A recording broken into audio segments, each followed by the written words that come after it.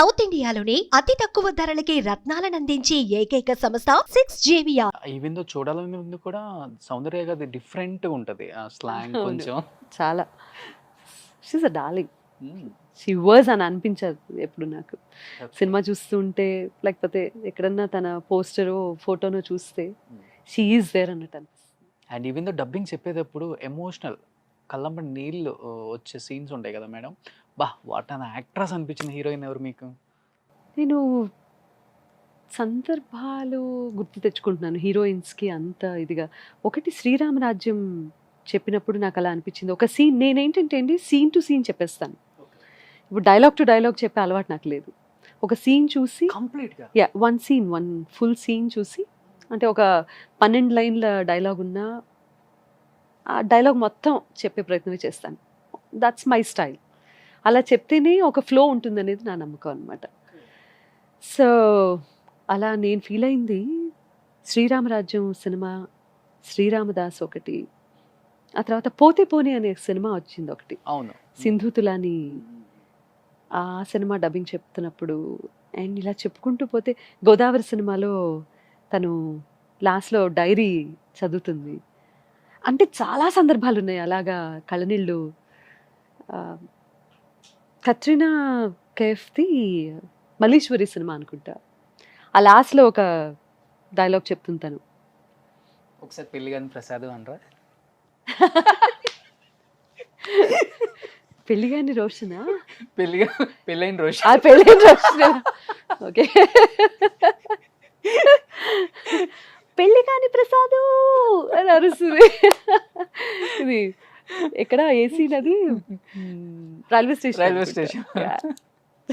బుద్ధి ఉందా ఇంటికి వచ్చేయడమేనా సంబంధం మాట్లాడడానికి?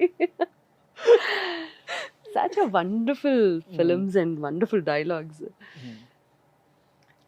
బట్ నిజంగా మేడం నాకు తెలిసి సింగర్స్ లో యాజ్ అ డబ్బింగ్ ఆర్టిస్ట్ గా కూడా ఎంత నేమ్ తెచ్చుకున్న సింగర్ నేను ఎవరినూ చూడలేదు సౌత్ ఇండియాలో. ఇన్ని సినిమాలు కావాలని చెప్పిన వాళ్ళు కూడా ఎవరు లేరు. ఎవరు లేరు. Yeah. అది ఏంటో అలా జరిగిపోయింది. అంటే సేమ్ వెయిటేజ్ ఇచ్చాను నేను. డబ్బింగ్ అనే ఆర్ట్ నిజంగా చాలా మందికి తెలియాలి. డబ్బింగ్ ఆర్టిస్టులు అనేవాళ్ళు అంటే దాని విలువ చెప్తున్నాను కదా, మళ్ళీ మళ్ళీ అదే చెప్తున్నాను, అందరికీ తెలియాలి. మీలాంటి వాళ్ళు అందరికీ తెలిసేలా చేయాలి. I saw couple of interviews. మీరు ఫస్ట్ డబ్బింగ్ ఆర్టిస్ట్ తెర మీద తీసుకొచ్చింది నేనే. ఆర్సీఎం గారితోనూ మిగతా డబ్బింగ్ ఆర్టిస్ట్ అందరితోనూ ఇంటర్వ్యూస్ చేశారు. I sincerely thank you for that. చాలా కష్టమైన ఆర్ట్ అండి అది. అవును. ఏదో జస్ట్ లైక్ దట్ వచ్చేసి వాళ్ళు డైలాగ్ చెప్తారు, మనం ఏదో చెప్పేసి వెళ్ళిపోవటం అని కాదు. Game changer. ఎడిటింగ్ ఎంత ప్రాముఖ్యత ఉంటుందో, అవును. ప్రతి డిపార్ట్మెంట్కి ఎంత వాల్యూ ఉంటుందో డబ్బింగ్కి కూడా అంతే వాల్యూ ఉంటుంది. ఇన్ఫాక్ట్ ఈవెన్ దో మ్యామ్ నేను డబ్బింగ్ ఆర్టిస్ట్ని ఒక్కొక్కరిని కనుక్కొని చేస్తున్నప్పుడు లిటరల్గా వాళ్ళు ఇలా డైలాగ్స్ చెప్తున్నా కానీ గూస్ బంప్స్ మేడం. అంతే కదా.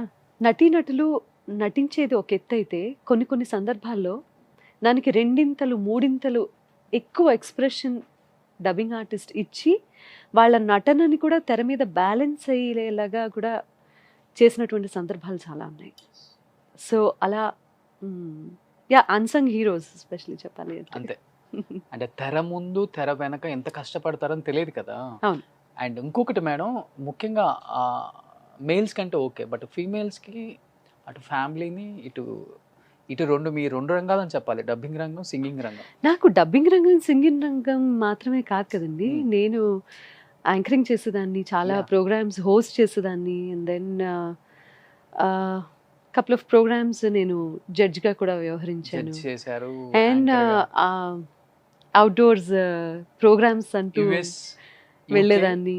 నాట్ జస్ట్ డిఫరెంట్ కంట్రీస్, మన తెలుగు రాష్ట్రాల్లో కూడా ఎన్ని చోట్ల ప్రోగ్రామ్స్ చేసిన సందర్భాలు ఉన్నాయి. సో ఒకటి కాదు, మల్టిపుల్ థింగ్స్ చేయగలిగే అవకాశాలు నాకు వచ్చాయి. అంటే ఇంత బ్యాలెన్స్డ్గా ఉంటారు కదా ఇప్పటికి కూడా.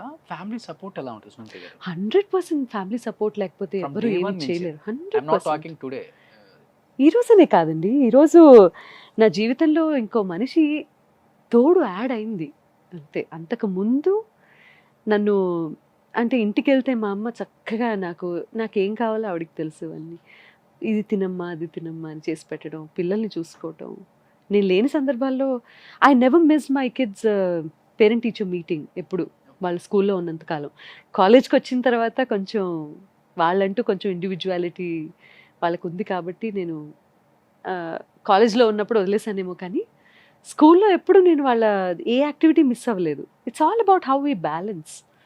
అంటే ప్రయారిటీ లిస్ట్లో అది కూడా ఉండాలి. నో మ్యాటర్ వాట్, నేను ఇంటికి వెళ్ళిపోయేదాన్ని, ఇంట్లోనే భోజనం చేసేదాన్ని, ఇప్పటికీ అంతే. బయట ఫుడ్ తినను. నాకంటూ కొన్ని రెస్ట్రిక్షన్స్ నేను పెట్టుకున్నాను. నాకంటూ అంటే ఎవరు కూడా తన ప్రెజెన్స్ లేదే అని నా ఫ్యామిలీ మెంబర్స్ ఎవరు అలా ఫీల్ అవ్వకూడదు అనేది నేను ఫస్ట్ నుంచి నేను పెట్టుకున్న పాలసీ. సో నేను ఏ సందర్భాన్ని మిస్ అవ్వలేదు లైఫ్లో. ఓకే, అంటే సునీత గారు, if you don't my can I ask you one question? అడగండి. అంటే భర్త భార్య ఈ బంధం అనేది చాలా ఇంపార్టెంట్ లైఫ్లో. దీనికి ఇది దానికి ఇది లేకపోతే అర్థమే ఉండదు అంటారు అప్పటి నుంచి ఇప్పటికి కూడా.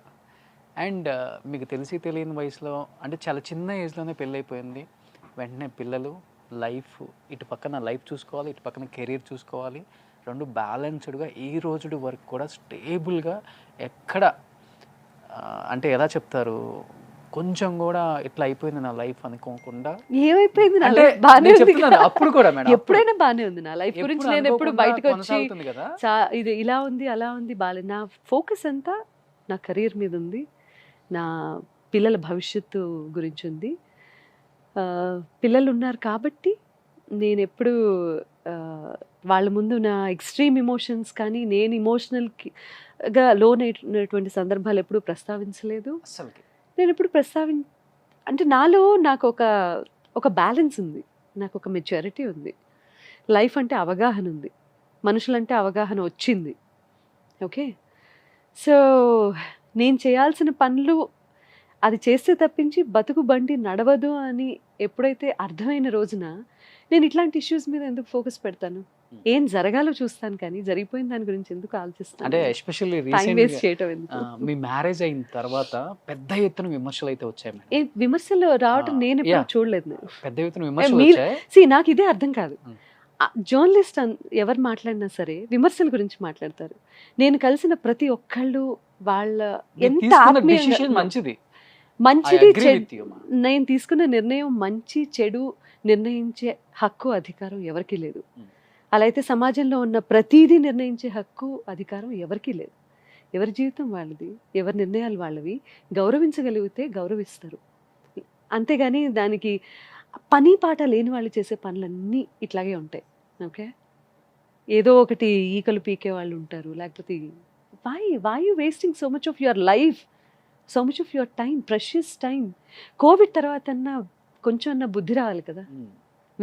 నిజంగా కావాలని పనిగట్టుకుని విమర్శిస్తారు అనే వాళ్ళ గురించి మాట్లాడుతున్నాను. అది ఎవరో నిజంగా నాకు తెలియదు. ఒకవేళ వాళ్ళు ఉంటే, కోవిడ్ అనేది వచ్చి ప్రపంచాన్ని అతలాకుతలం చేసింది, అల్లకల్లోలం చేసింది. ఆ తర్వాత మనకు అర్థం అవ్వాల్సిన విషయం ఏంటంటే, నువ్వు ఎంత బాగున్నావు అనుకున్నా కూడా బాబు ఒక చిన్నది వచ్చి నీ జీవితాన్నే తీసుకెళ్ళిపోతుంది, నీ ఆస్తులు అంతస్తులు కూడా కరిగించేస్తుంది. ఎంతమందిని చూడలేదు మనం పాపం తిండికి హాస్పిటల్ ఛార్జీల కోసం హాస్పిటల్లో డబ్బులు కట్టాల్సి వచ్చి బంగారాలు అమ్ముకున్నారు, ఆస్తులు అమ్ముకున్నారు చాలామంది. చిన్న చిన్న వాళ్ళు ఎంతోమందికి నేను కూడా సహాయం చేశాను పర్సనల్గా. నాకు తెలిసి ఎంతమంది ఎన్ని రకాలుగా ఏం కోల్పోయారు, ఎంతమంది ఆత్మీయుల్ని పోగొట్టుకున్నారు. సో కోవిడ్ తర్వాత అట్లీస్ట్ మనకు ఒక లెసన్ ఇది, దాట్ జీవితం చాలా విలువైనది, ఇందులో ఎంతవరకు మంచిగా ఉంటే అంతవరకే మంచిగా ఉంటూ, మంచిగా ఉన్న శరీరానికి రోగాలు తక్కువ వస్తాయేమో ప్రాబబ్లీ, అది కూడా ఆలోచించాలి. సో లెట్స్ బి పాజిటివ్, అలాగే సంతోషంగా ఉండొచ్చు కదా. అంటే ఎస్పెషల్లీ ఆ డిసిషన్ తీసుకున్నప్పుడు పిల్లల రియాక్షన్ ఏంటంటే బ్యూటిఫుల్. బై ద వే, ఈ డెసిషన్ తీసుకోవడానికి ముఖ్యమైన కారణమే పిల్లలు పేరెంట్స్. బికాజ్ నేను స్ట్రగుల్ అవుతున్నాను అని చెప్పి ఒక నిర్ణయం తీసుకోమని నాకు వాళ్ళు ఎప్పుడు చెప్పలేదు. నువ్వు ఇంత స్ట్రాంగ్గా ఉన్నావు, you have to experience that life, అంతే. మనిషి తోడు కావాలి అంటే అది డబ్బు రూపంలో తోడు కాదు, ప్రొఫెషనల్గా తోడు కాదు, ఏ రకంగానూ తోడు కాదు. ఆ తోడు అన్నదాని అర్థాలు మార్చేసుకొని జీవిస్తున్న వాళ్ళు చాలామంది ఇచ్చే స్టేట్మెంట్స్ని పట్టుకొని ఆ తోడు అన్నదానికి అర్థం మారిపోయింది అన్ఫార్చునేట్లీ. సో మనిషి తోడు అంటే ఏంటి? Such a beautiful thing. Marriage is such a wonderful thing. ఎవరైనా సరే ఎక్స్పీరియన్స్ చేయాలి. Marriages are made in heaven అంటారు అందుకే. ఎందుకు మ్యారేజెస్ అనేవి మనం తీసుకునే నిర్ణయమే భూమి మీదే జరుగుతాయి బాబు. దాన్ని స్వర్గంలో ఉన్నాము అని అనుకునేలాగా మనం మలుచుకోవాలి దాన్ని. లేదు మేడం, బాగా జరిగింది. నిర్ణయాలు అక్కడ జరుగుతాయేమో, ఇది అబ్సల్యూట్లీ కుటుంబం అందరం కలిసి తీసుకున్న నిర్ణయం. And Ram is a fantastic person. Yes, అంటే అన్ని ఇయర్స్ తర్వాత రామ్ గారే కరెక్ట్ పర్సన్ నా లైఫ్కి అని మీకు ఎప్పుడు అనిపించింది madam? Marriages are made in heaven. Heaven నుంచి ఎవరో చెప్పారు నాకు ఈజ్ రైట్ పర్సన్ అని. రైట్ రాంగ్ తెలియదండి మనకి. మనం ఒక నిర్ణయం తీసుకునేటప్పుడు సింపుల్ లాజిక్ అది. We don't know he is right, he is wrong, she is right, she is wrong. We never know. అది రైట్గా మలుచుకోవాలి మనం. చిన్న చిన్న కాంప్రమైజెస్ ఉండాలి జీవితంలో, చిన్న అడ్జస్ట్మెంట్స్ ఉండాలి. ఏదన్నా అనుకున్నది మనసులో పెట్టుకోకుండా డైరెక్ట్గా చెప్పగలిగే మనస్తత్వం ఉండాలి. డిస్కస్ చేసుకుంటే ఏ ప్రాబ్లం అయినా సాల్వ్ అవుతుంది. సో నాకు ఇది నచ్చింది చెప్తాను, నాకు ఒకటి నచ్చలేదు చెప్తాను. కలిసి ఉండాలి అన్న ఇంటెన్షన్ ఉండాలి. అండ్ లైఫ్ లాంగ్ నాకు ఓకే దిస్ ఇస్ ఇట్, ఇది నా జీవితం, ఇతనితో ఈమెతో, ఇది నా కుటుంబం అని నిర్ణయం తీసుకున్న తర్వాత చెయ్యి వదిలిపెట్టడానికి చాలా బలమైన కారణాలు ఉంటాయి. ఓకే, చెయ్యి పట్టుకొని నడవటానికి కూడా బలమైన కారణాలు ఉంటాయి. సో ఆ బలమైన కారణాల మీద ఎక్కువ ఫోకస్ ఉంటుంది ఇప్పుడు ప్రస్తుతానికి. Of course I think after marriage చాలా హ్యాపీగా ఉన్నారు అనిపిస్తుంది నాకు ఎందుకో. Of course I'm happy, of course blessed. That's good. But Ram గారి గురించి ఎవరికి చాలా తక్కువ మందికి తెలుసు మేడం. ఇండస్ట్రీలో వాళ్ళకి తెలిసి ఉంటుంది మేబీ. రామ్ గారి గురించి ఏదన్నా మీకు బాగా హార్ట్ టచింగ్ అనిపించిన ఏదైనా 1 or 2 ఇన్సిడెంట్స్ మ్యారేజ్ అయిన తర్వాత అంటే ఏమని చెప్తారు? 1 or 2 ఇన్సిడెంట్స్ ఏముంది, we share life every day కదా. 1 or 2 ఇన్సిడెన్సెస్లో మా జీవితాన్ని ఇలా ఉంది అని చెప్పటానికి నాకు ప్రాబబ్లీ నేనేమి చెప్పలేకపోవచ్చు. ఎండ్ ఆఫ్ ది డే నేను ప్రశాంతంగా ఉన్నాను, నేను ఆనందంగా ఉన్నాను అనేది ముఖ్యం. సో నేను ప్రశాంతంగా ఉండటానికి, ఆనందంగా ఉండటానికి కారణమయ్యాడు అంటే అంతకంటే గొప్ప విషయం ఏముంటుంది. Very understanding husband I think. Yeah, ఇద్దరు అలాగే ఉండాలి కదా. It's not just him, I take the credit to. Okay, of course. Ram గారికి కోపం ఎక్కువ, సునీత గారికి కోపం ఎక్కువ? కోపం డిపెండ్స్ ఆన్ ది సిచ్యువేషన్. కోపతాపాలు అనేవి సర్వసాధారణం. అండ్ ఆల్సో మీరు కోపడినా అది అందంగానే ఉంటుంది. ఎవరు పట్టించుకోర్లేండి. నేను పెద్ద కోపడితే నేను చెప్పాలి, ఇదిగో హలో వెయిట్ లిజన్, నేను నిన్ను తిట్టాను అర్థమవుతుందా అని నేనే చెప్పాలి. లేకపోతే మీరే అన్నారు కదా, అంత పెద్ద పట్టించుకోరు ఎవరు. బట్ నా పిల్లలకి తెలుసు నా కోపం. బట్ పిల్లలతో ఎలా ఉంటారు మేడం రామ్ గారు ఎస్పెషల్లీ? We are all family. ఇంకా ఎలా ఉంటారు స్పెషల్గా అని చెప్పడం బాగుండదు. సో వీఆర్ ఫ్యామిలీ అంటే ఆ స్టేట్మెంట్ చాలదా? Super, great. So 1 for all for 1. Simple.